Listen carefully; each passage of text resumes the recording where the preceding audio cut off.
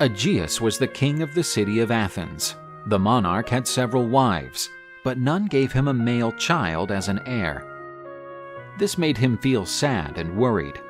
The king decided to visit the Oracle of Delphi, the place where the Greeks found answers to the most diverse questions. He asked the Pythoness, a priestess of Apollo capable of predicting the future, what he needed to do to have a male child. As usual, the Pythoness's answer to Aegeus was very obscure and cryptic. The king could not decipher the meaning of what was said by the oracle. The king of Athens returned home disappointed, not to find the answer he was looking for. On his way home, Aegeus stayed at the palace of the wise king Theseus of Troezen, an old friend of the Athenian king. Aegeus told him the Pythoness's revelation, and the clever Theseus understood the prophecy immediately. He realized that Aegeus would have a child with the first woman he met on his way home. With this information, the king of Troezen intoxicated his guest and offered his daughter to sleep with Aegeus. Intoxicated by alcohol and lust at the sight of such a beautiful young woman, the Athenian could not resist his desires and gave himself over to his passions. That same night, Princess Aethra was visited by the goddess Athena's specter. The goddess said that Aethra should go to the beach and make an offering to the gods. Thus, the son she was expecting would be blessed by them. The princess stepped into the sea waters and made her offering to the gods.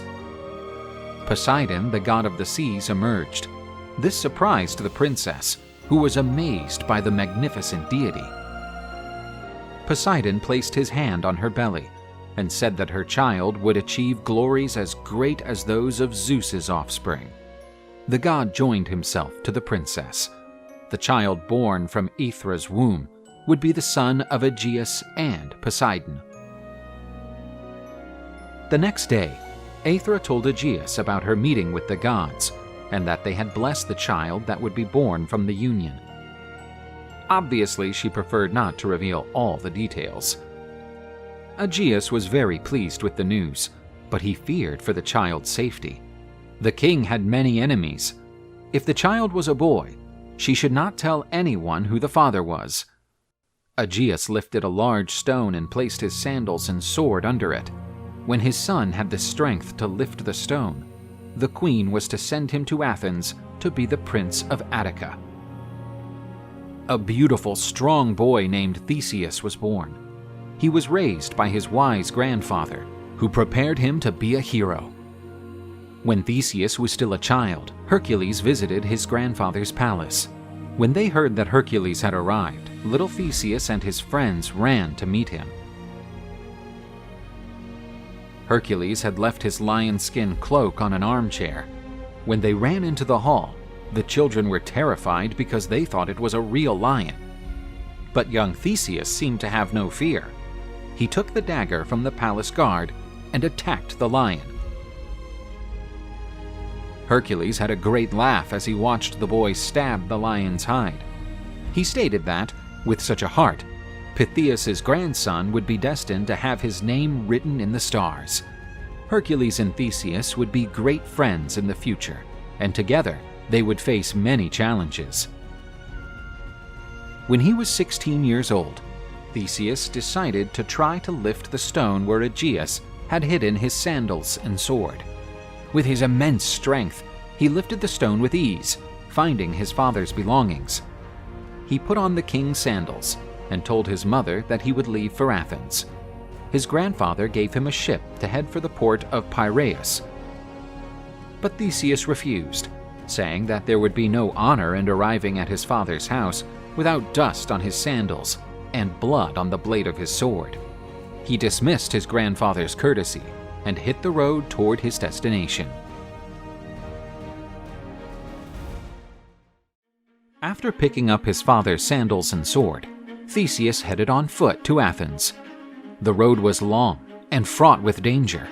The roads were full of bandits, and there were wild beasts on the loose in the fields and forests. But Theseus was not afraid. He set out alone on his way to meet the father he did not know.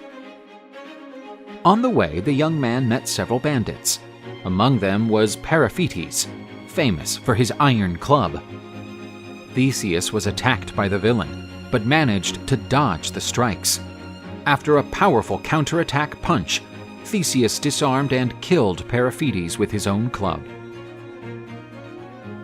Soon after, he encountered Cercyon, who was challenging all the travelers to a melee without the use of weapons. Cercyon killed all that he defeated. The young hero bravely faced his challenger. They measured forces, and Cercyon proved to be very strong. Theseus used unprecedented fighting techniques to defeat Cerceron. To this day, he is considered the inventor of Greco-Roman wrestling. After defeating other bandits, Theseus was attacked by a large boar, but not even Mother Nature's creatures could stop the stubborn boy. After wiping out the animal, the hero met Procrustes, the most feared figure in the region. He offered the hero a bed to rest in. Procrustes had 2 beds, one large and one small. When a tall visitor appeared, he offered the small bed. Since the man could not fit into the bed, he would cut off his legs to fit the bed perfectly. If the visitor was small, he offered the large bed. And for the visitor to fill the bed, he would pull the victim's legs and arms with ropes. But this bandit was no match for the hero. Theseus threw him into the small bed and made him taste his own poison. After this long journey, Theseus arrived in Athens. But even without having sent any message, his arrival did not surprise the old king Aegeus, who was already waiting for him. He had been warned days before by the sorceress Medea, who had predicted the arrival of the king's heir. But he did not learn the whole truth. The sorceress had gained much influence in Aegeus's court and knew that her clout would be lost with Theseus's arrival. She warned the king that the arrival of the man would be responsible for the monarch's death. She told the king to welcome the visitor with all hospitality, offering him a glass of wine. In this way, all his problems were solved. The king offered the poison cup of wine to his guest. Theseus raised the cup and toasted the king's health. When he raised his arm, the king's sword became visible, and Aegeus recognized it immediately. Theseus was about to drink the wine, but the king knocked the goblet over. Then he embraced his son, who had finally come to stand beside his father. Aegeus expelled the sorceress Medea from his kingdom for conspiring against his son's life. The king introduced Theseus to the people of Athens and recognized him as the prince of Attica and heir to the Athens throne.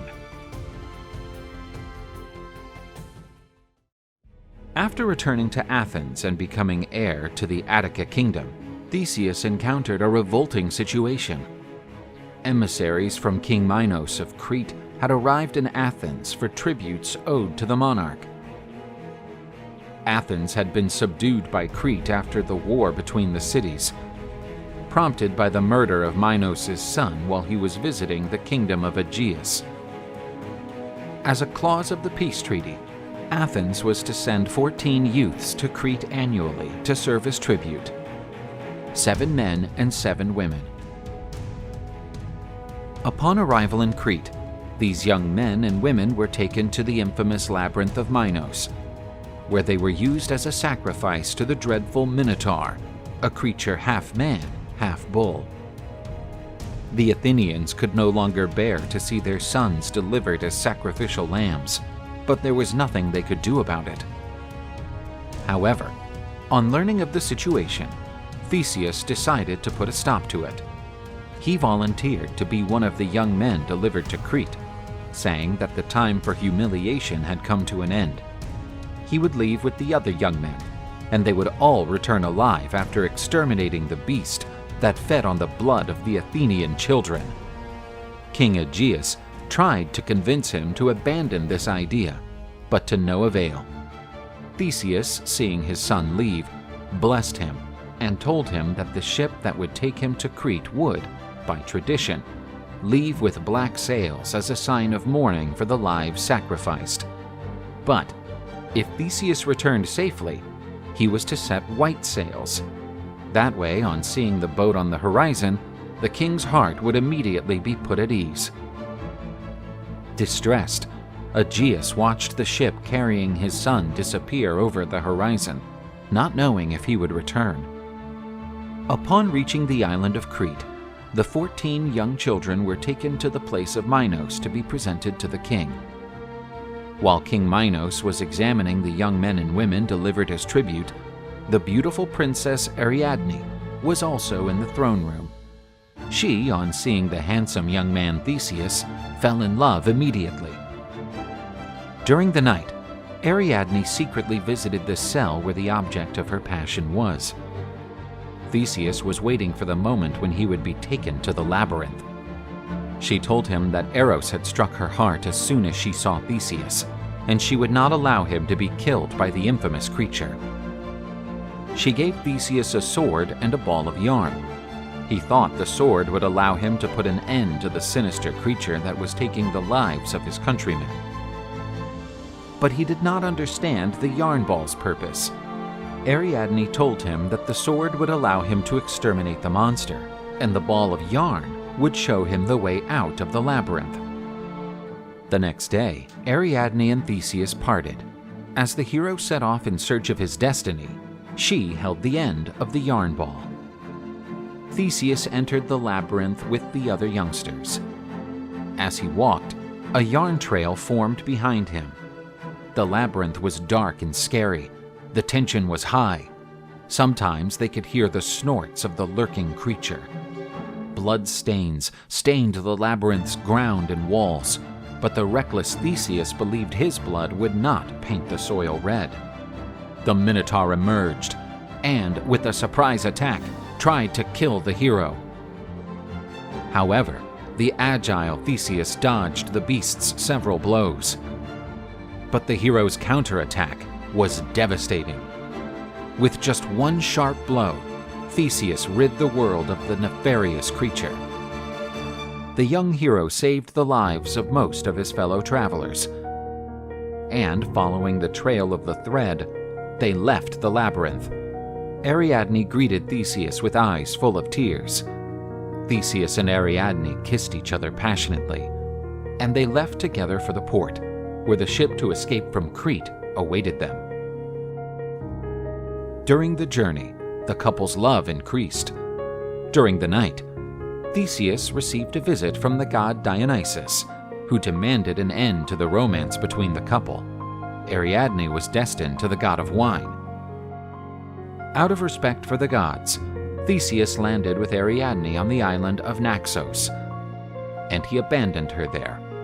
The desperate and poor princess saw her lover leave. But she would not be helpless, for she was destined for the god of ecstasy. The young man headed for Athens with a broken heart. Out of sadness brought on by the separation, Theseus forgot to hoist the white sails, as his father had requested. King Aegeus, who was eagerly awaiting the return of his beloved son, felt his heart tremble at the sight of the boat returning with the black sails. Aegeus jumped from the top of the cliffs into the waters, and a great sadness fell over Attica. The king's tomb sea was renamed the Aegean Sea. What should have been a triumphant return turned out to be a melancholy affair. But Attica praised Theseus. The young man killed the terrible Minotaur and was now the leader of Athens. Theseus became one of the most famous heroes of Greek mythology. His long reign is full of adventures and misfortunes. His achievements are inscribed in the stars.